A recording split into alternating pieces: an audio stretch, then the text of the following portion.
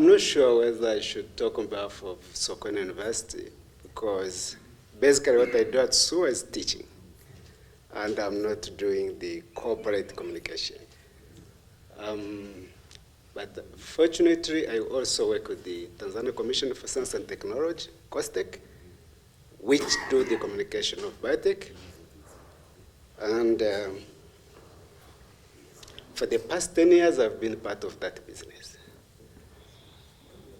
So maybe for the advantage of this forum, I should reflect what we have been doing in Tanzania with the Tanzania Commission for Science and Technology. The commission realized that the media and the institution where scientists work, there are two different institutes that has different policies, and there are two different professionals that really need to bridge the gap. The way scientists want things to be done, if we are to ask a scientist how their information should go to the public, they want something you have in the journal to be copied as it is, pasted in the newspaper, or read in the TV or anything, and then it is ready, because that's the best version they believe is accurate. At the same time, the journalist's interest is to break down the science jargon, to take the fact, which to them they are not palatable, fact as just skeletons, which doesn't make sense, and then add salt, spices, so that the public can see that color coding, and then go to see what is it, taste. When they taste that food, they feel like, yeah, this is good. So everyone wants to eat. And then they eat, they tell friends, have you seen this? Have you tasted this? That's how they spread the news. One read and is able to memorize, to recall, and tell the colleagues or tell someone. And that's how they build the national agenda or the public agenda. So they are not going to copy what is available in the journal.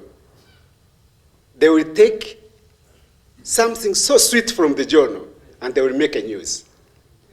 And if they do that, since there is no statistical significance, there is no analysis over there, then to scientists, definitely, at the end of the day, they will claim we were misquoted. This is not what I said. And that's where the war starts. So what did we do with that? We decided to bring the scientists, the regulators, and the journalists under one roof. So you do the pairing, kind of. You tell the scientists to present their case. That's in closed room. And then you tell the journalist to write a story. And then the journalist will read to the scientist. And the scientist, they say, this is not what I've said. And then when we switch, we tell the scientist, tell your grandmother, tell your daughter of 5 years what you do.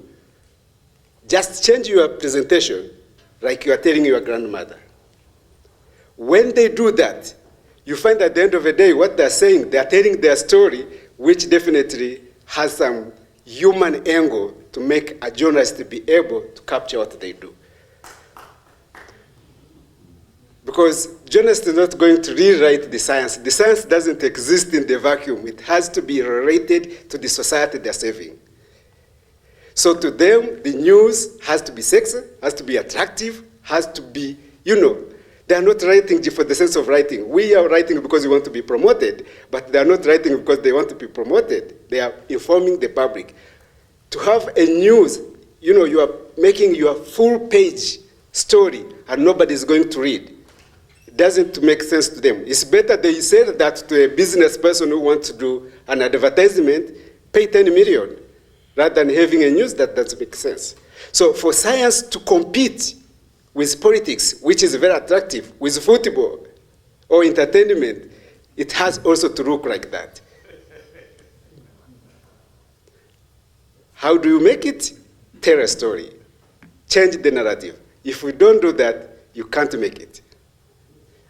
Don't say biotech is the latest science that nobody can understand. If that's the case, it is not meant to serve us. If it is meant to serve us, it has a connection with us. And you can leverage on that connection to make it makes a lot of sense. So we have been trying to connect these two groups. We also established the Media Award, which I also know it does exist in other East African countries, particularly Rwanda, Uganda, Kenya, where we give the award specifically for biotech stories. And we want to build an interest for journalists to be engaged on this program, but at the same time trying to make scientists feel like journalists, they are professionals, they are ethical, they have a line of working, but they can also balance what they feel is an accurate quotation and what the public want to consume. Thank you very much.